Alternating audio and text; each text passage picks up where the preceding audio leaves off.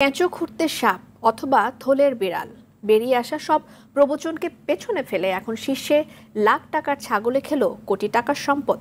দর্শক, বলছি সরকারি প্রভাব খাটিয়ে অঢেল সম্পদের মালিক বনে যাওয়া সাবেক এনবিআর কর্মকর্তা মতিউর রহমানের কথা। পরিবারের সদস্যরাও এখন তার দায় নিতে চান না। মতিউরের প্রথম পক্ষের কন্যা কানাডা প্রবাসী ফারজানা রহমান ইশপিতার ফাঁস হওয়া অডিও বার্তায় তিনি বলেন সব অপকর্মের দায় মতিউরের।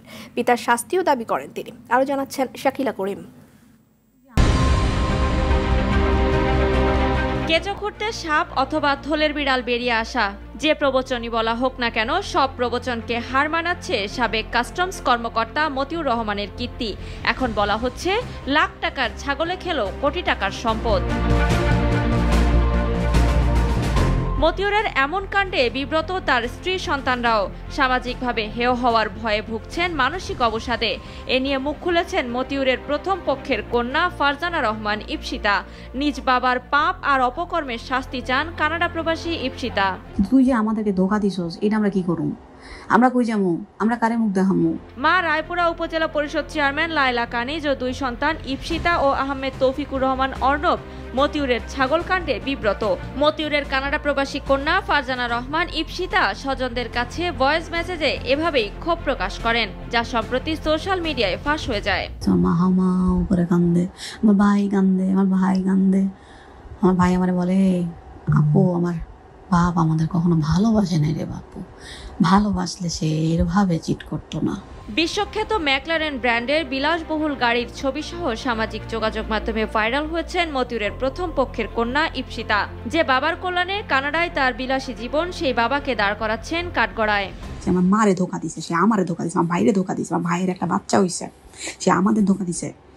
আমি তারে ছাড়ুম জীবনও না, কিন্তু তার জন্য আমার নাম নষ্ট হবে, মার নাম নষ্ট হবে, এইটা তো আমি হইতে দিব না। ইপসিতা ভয়েস মেসেজে আরো বলেন, মানুষের দোষ নেই, দেশের মানুষ আসলেই কষ্ট করে। মানুষের দোষ তো নাই রে ভাই, দেশের মানুষ তো আসলেই কষ্ট করে।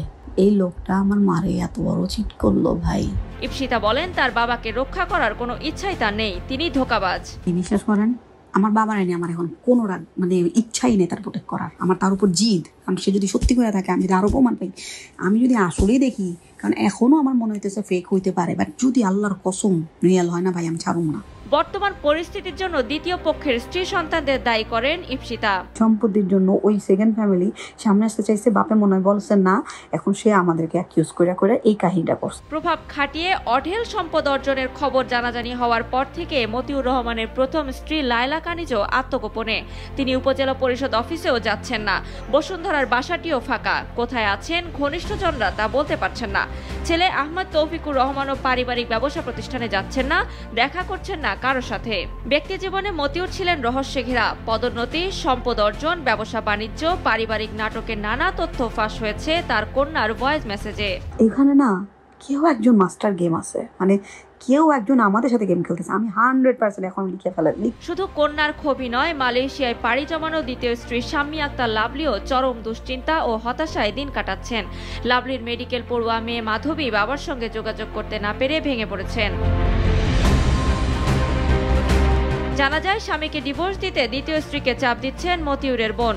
মঙ্গলবার মতিউরের ব্যাংক ও পুঁজিবাজারের বিও অ্যাকাউন্ট জব্দ করার পর ওলটপালট হয়ে যায় সব। ভাইয়েরাও চলে গেছেন আত্মগোপনে। বন্ধু শুভাকাঙ্ক্ষীরাও দূরে সরে মজার ছলে বলছেন, এক ছাগলে তছনছ হলো মতিউরের সাজানো বাগান।